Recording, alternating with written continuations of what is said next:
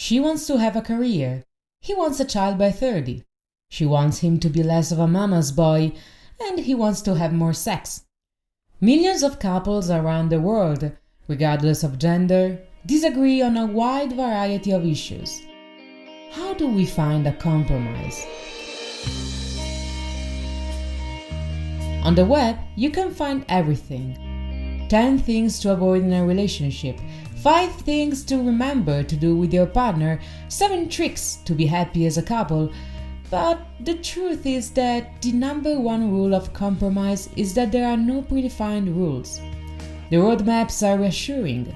They give us the idea of having a path to follow. But it takes little for them to become convenient excuses to not make the effort necessary to really listen to each other. I'm not just talking about listening to your partner, but first and foremost, listening to yourself. Usually, for any couple, both of them have very specific needs that relate primarily to what the other should change to make us happier. I wish my partner was more in touch with their feelings. I wish my spouse was less angry. I wish they would listen to me after work.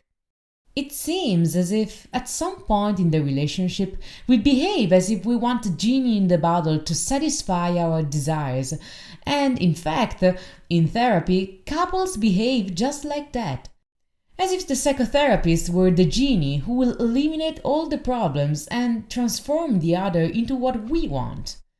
We tend to point the finger at what's wrong with our partner when we should check out our own problems in the mirror and reflect on these first. Here it is, a sort of rule number 2. Compromise is not possible if we remain rigid about our own positions. It is not possible to be in a relationship if you are not willing to let the other person into your world and accept that it may change you. Many people are simply terrified of the idea of being able to be changed, because when we think of change, we think of a kind of devious manipulation where we automatically become subjugated to the other. In reality, healthy change is the result of a process of awareness that is so natural that we almost don't notice it. When we grow up, for example, we don't feel a distinct transition from adolescence to adulthood. Perhaps there are events that have particularly marked us, but who we are today is the product of a long, slow, and virtually imperceptible journey. It's only when we look back and reflect that we realize who we are today and how different we were in the past. The same happens to couples. We often hold a position because we are afraid of rocking the boat.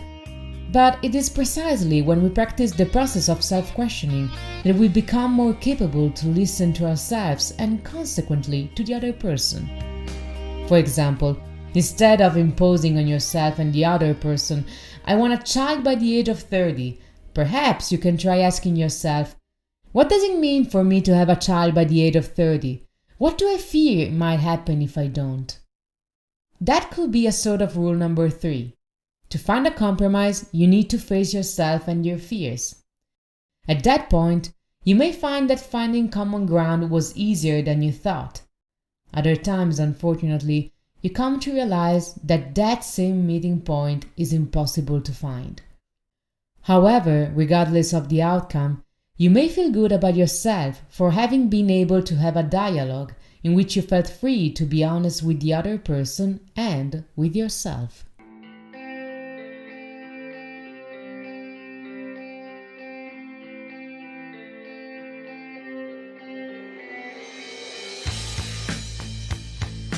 Thank you for listening.